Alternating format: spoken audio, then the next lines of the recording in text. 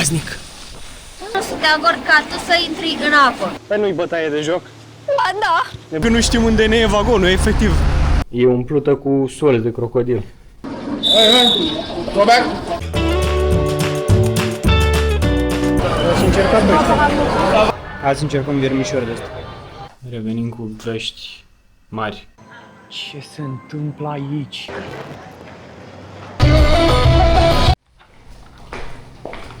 Am venit și am luat Betiu.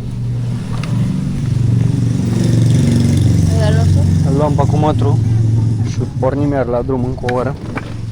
Abia am venit o oră.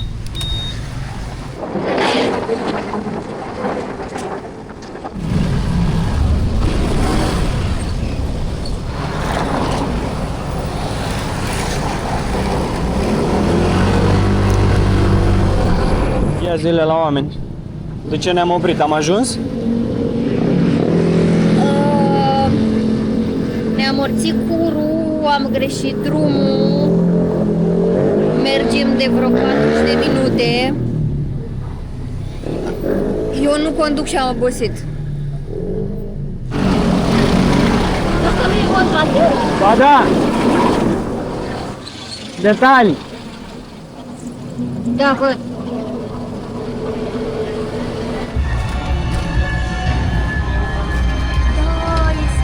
Nu te duci cu metre.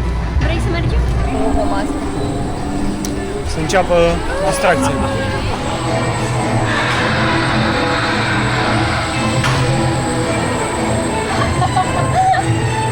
Nice one. Ok. Bă, bă, bă, nu, bă.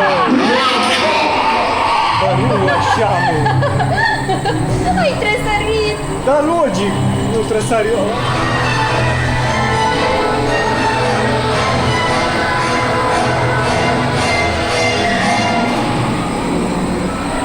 Iar bez, nu, aoleu.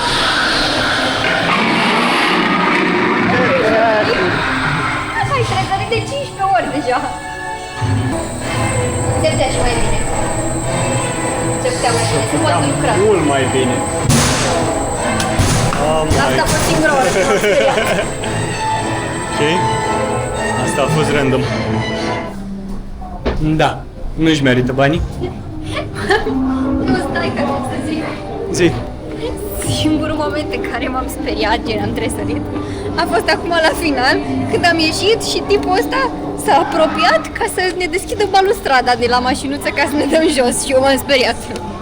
Da, și eu la fel. Singura dată, dar acum, nici măcar acum, nu, eu nu m-am speriat. Iar trebuie curaj. E simpatic rău.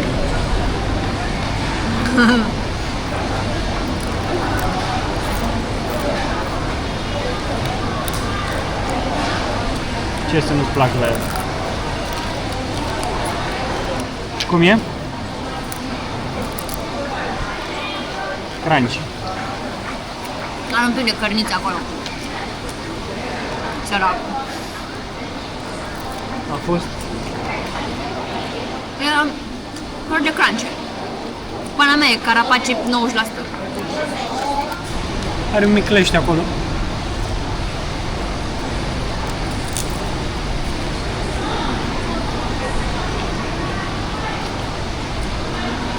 Are gust de crabă.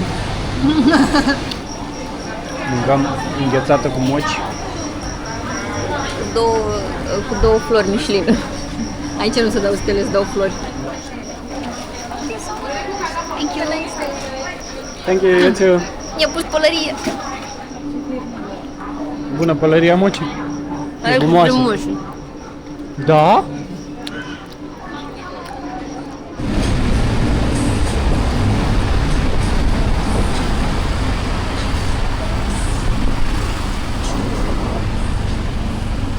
Și am intrat în haos. Am găsit iar, hai să vedem. Pe ăsta clar nu-l încerc.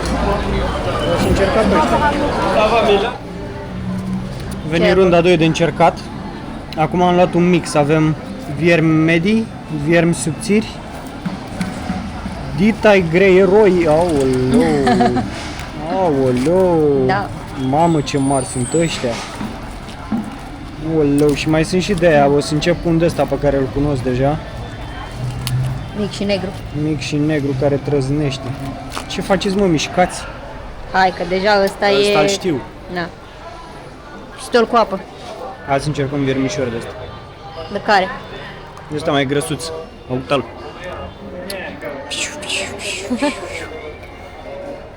Stai să nu încurcăm gusturile cu greierul, vă rog frumos, stați bine.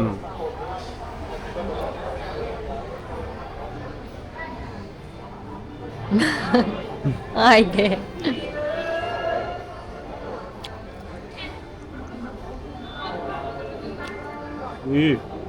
Nu e bun? Bă, nu e extraordinar de rău, dar textura e foarte nașpa, e... Un muș e făinos, așa. Ce e next? Tot un vierme, dar de ăsta mai lungueț. Hai. Asta e o midă. Nu te mai uita!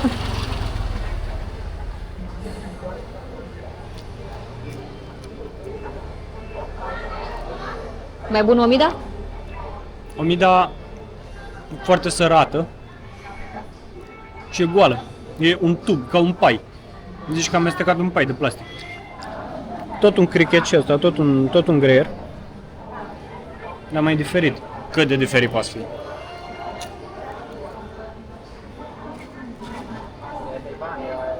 Identic cu ăla negru. Am înțeles. Identic. Treabă. Și piesa de rezistență?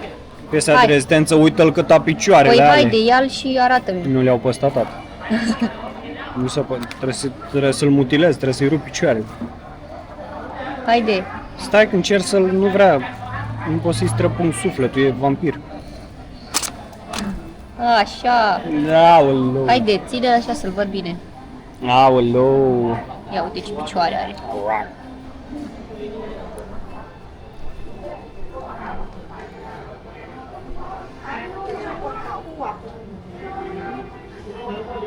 Băi, mare.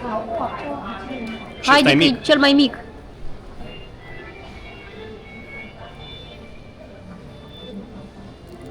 Ai mușcat. Să mănâncă și capul ăștia? Mănâncă tot, haide.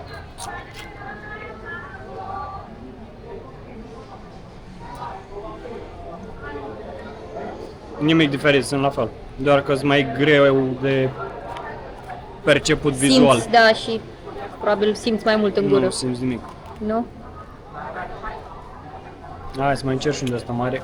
Să le iau pe cel mai mare? Haide. Haide, mă? Haide. Tu-l vezi pe ăsta? Haide. Că zici că e tiranozaurus, îi pui de scorpion. Dintr-o bucată. Ia tu. Nu. Că-i dau o bucată. Mă doare mâna. Și pe mine viața mă doare. Doare sufletul. 3, 2.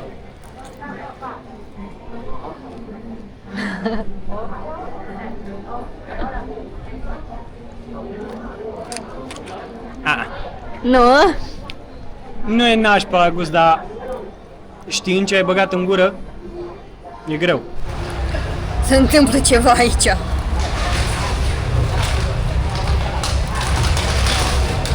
Ăsta și lunează coada. Lângă el avem ceva. Nu ce pute. Aici, Aici altceva, dar nu știu exact ce sunt. ăștia cred că se ia care țipă. Știi că imaginea cu ăla pe un baraj, pe un pod, pe undeva și face... Cred că ea sunt. Capră?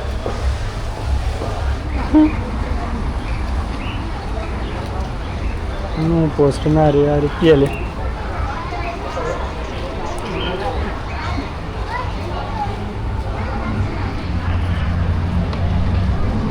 Ai gheruțe tu! Are leagă. Ai gheruțe tu! Poate îmi sare pe ochi.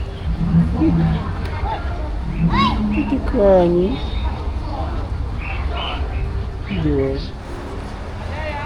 Mare și mișto târgul ăsta, dar din păcate n-am găsit suveniruri. The next day. Bună dimineața! Revenim cu vești mari de data asta. Bagajul împachetat și astăzi este ultima zi a lui Bete aici. Experiența cu feriul a fost un pic cam mult pentru ea și i-a ajuns. I-a ajuns Asia. Așa că astăzi are zborul către România. Se întoarce și de azi înainte va fi solo traveling. O să rămân doar eu. Dragilor, ce să vă spun? Asia Express continuă! Hello de la aeroport. N-am putut să filmez că a fost o despărțire grea. Dar drumul ei în Asia s-a încheiat aici, cum ar spune Tsuka. Am pregătit mapsul până la următoarea mea destinație.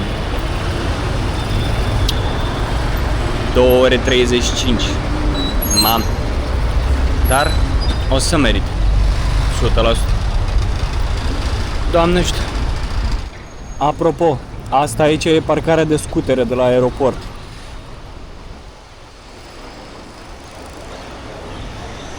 Nu prea multe.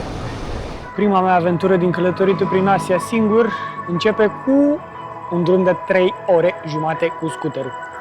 Nu mai simt corpul, dar am ajuns. Stați să mă întorc un pic. Am fost prea preocupat de ce se întâmplă în jurul meu și am uitat să filmez. Ia. Ce se întâmplă aici? Unde am ajuns? Wow!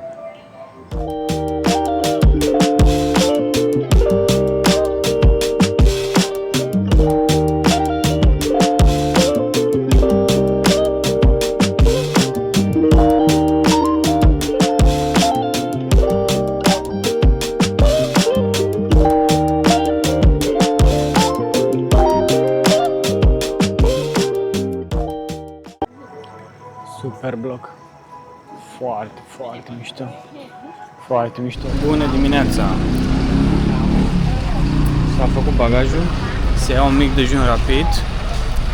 Scuterul este pregătit pentru pataie. Am făcut full aseară. Mi-am pus până și gluga pe cap. Pentru că eram condus fără bluză pe mine, în mânecă scurtă, și seara mi s-a umflat tatuajul, bineînțeles.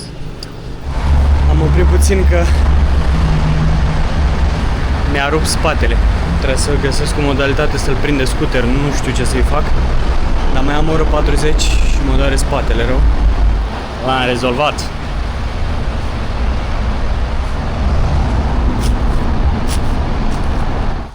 Nu mai am mult, mai am, cred că 10 minute până ajung. Dar și voiam să vă spun și vouă, ascultați-vă corpul.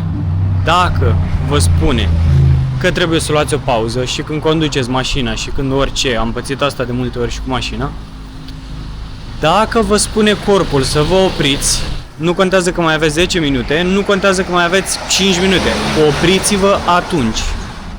Am și văzut într-un shorts, cred, sau un TikTok, nu știu, dintr-un podcast de-al lui Speak, în care zicea că cele mai multe accidente se întâmplă în ultimele 10 minute de a ajunge acasă, pentru că atunci corpul se relaxează, mintea se relaxează, se vede deja ajunsă la destinație și nu mai ești vigilent, nu mai ești atent în jur. V-am trecut peste detalii neimportante. Am ajuns, m-am cazat, am lăsat bagajul și plec pentru că am biletul până la ora 5, biletul de intrare, și este ora 3. Deci trebuie să ajung acolo, noroc că e aproape, fac doar 10 minute. Și ne vedem direct de acolo. O să vedeți unde. Merită. Am ajuns la The Sanctuary of Truth, sau Sanctuarul Adevărului. Surprize. Thank you. Trebuie să porți cască. Templul este încă în construcții. Și eu, care credeam că am trecut peste perioada în care am fost inginer, aparent mă urmărește. Asta este atelierul în care se lucrează la toate detaliile templului. Oamenii lucrează fără unelte electrice, totul la mână, totul este făcut la mână.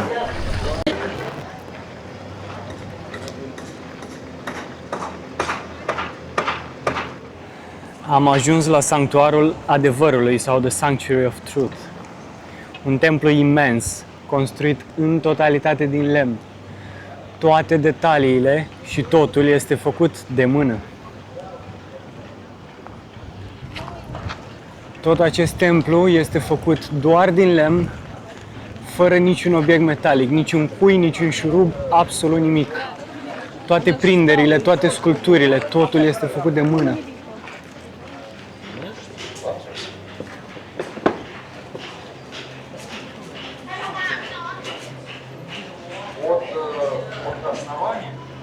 Fiecare acest detaliu al templului spune o poveste. Nu se repetă nicio imagine, nicăieri, totul este diferit. Fiecare cu povestea lui. Vin din filozofie budistă sau hindusă și conține foarte multe simboluri despre adevăr și înțelepciune. Construcția acestui templu, acestui sanctuar, a început în anii 1980 și încă nu este gata. Până în ziua de azi se lucrează în continuare și data de finalizare nu se știe exact. Se estimează 2050, dar nu se știe.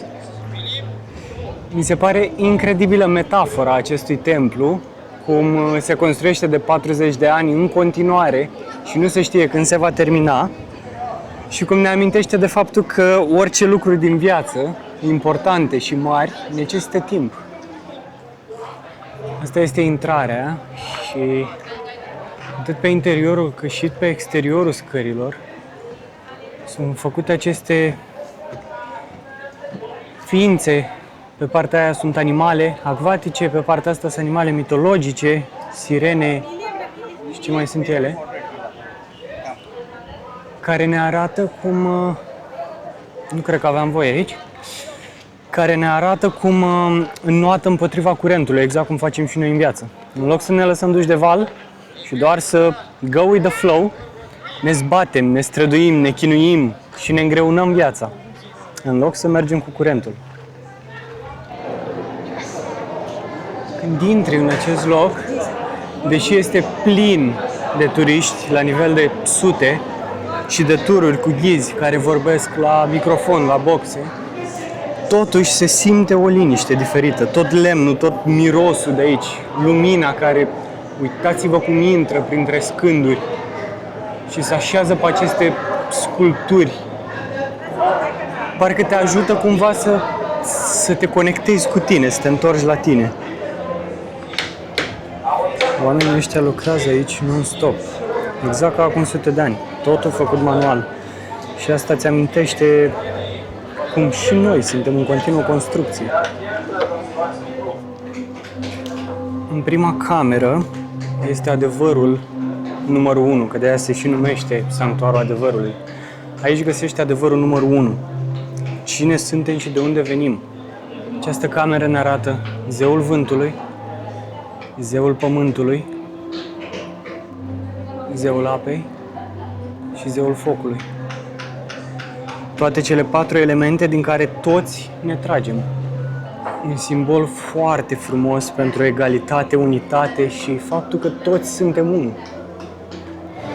A doua cameră, care aduce adevărul numărul 2, cum supraviețuim din momentul în care ne naștem până murim. Ne arată pe Mama Pământ, care ne dă tot ce avem nevoie ca să supraviețuim, toată hrana și apa de care avem nevoie, și ne arată prin toate aceste detalii, inclusiv acolo sus de tot, unde abia se vede, acei 2 oameni care sunt părinții, cei care ne dau naștere. Această cameră ne trece prin detaliile ei, de la naștere, la creștere, la îmbătrânire și inclusiv la suferința prin care trecem în viață. Pentru că toți trecem prin ea, indiferent de cine suntem.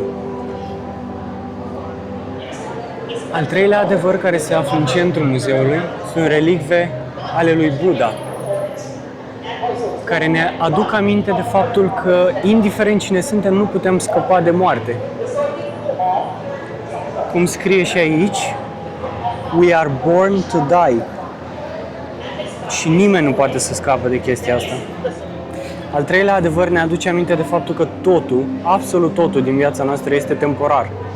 Și că din momentul în care ne naștem, o să vină și ziua în care murim. E doar o noțiune de timp și atât. Nu contează cine suntem, nu contează ce bunuri materiale acumulăm în această viață, oricum trece. Și în 100 de ani de acum încolo, nimeni nu o să-și amintească de mașina pe care tu ai avut-o. Cel de-al patrulea adevăr ne arată exemple de civilizații. Sunt civilizații vechi din vest, sunt filozofi și oameni care au trăit pentru generațiile viitoare. La modul că asta este adevărata moștenire pe care o poți lăsa. O înțelepciune fără limite. O înțelepciune după care se pot ghida și generațiile ce urmează. Cel de-al cincilea adevăr se referă la care este scopul vieții noastre și este reprezentat peste tot în conjurul acestui templu pe aceste coloane, unde se dau exemple de cum poți trăi viața. O să filmez câteva. Cum ar fi persoanele cu care te asociezi, persoanele din grupul tău, spun foarte multe despre drumul tău în viață. Sau înconjoară-te cu oameni care te ajută să devii o versiune mai bună a ta. Aici este prezentată imaginea unui fermier care își crește propria mâncare, doar atât cât are nevoie. Și la asta se referă această coloană, la faptul că să ai atât cât îți trebuie este cea mai mare bogăție. Sau că lucrurile pe care le învățăm sunt cea mai mare comoară a noastră care ne va urmări toată viața, peste tot. Și că nu contează ce vârstă ai, poți să înveți fără limită. Al șaselea adevăr ne spune că societatea este o monedă cu două fețe. Întotdeauna va fi pozitiv și negativ, bine și rău. Această balanță în societate. Și asta este exprimată pe aceste coloane. Pe partea asta exterioară a altarului sunt exemplele negative, să spunem. Iar pe partea interioară este cealaltă parte a monedei, exemplu pozitiv. De exemplu, asta ne arată diferența din societate între cei înstăriți și cei mai puțin înstăriți. Cum nu se respectă unii pe ceilalți și cum se diferențiază. Iar pe cealaltă structură din spate ne arată că și cei care au posibilități mai multe și cei care nu au aceleași posibilități trăiesc exact la fel și sunt egali și se respectă în mod egal. Iar cel de-al șaptelea adevăr este despre începutul societății. Este această sculptură a fondatorilor care au făcut acest sanctuar, care au început acest sanctuar. Și al șaptelea adevăr ne spune faptul că totul începe cu familia. Da, pot să spun că a fost o experiență foarte simplă și foarte profundă în același timp. O experiență care ne aduce aminte de faptul că totul este trecător, de faptul că lucrurile mari necesită timp și de faptul că cel mai mare adevăr, așa cum am văzut și în interior, îl găsești de fapt între liniștea dintre două gânduri. Wow!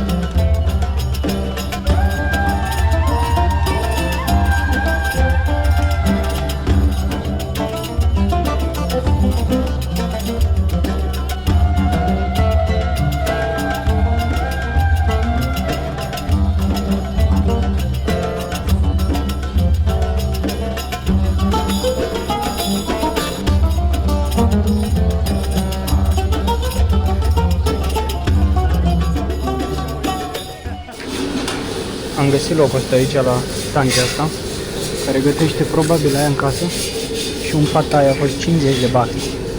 Deci mai sunt. Mai sunt. Dacă te duci și cauți pe străduțe, mai găsești și prețuri de oameni, nu doar de turiști.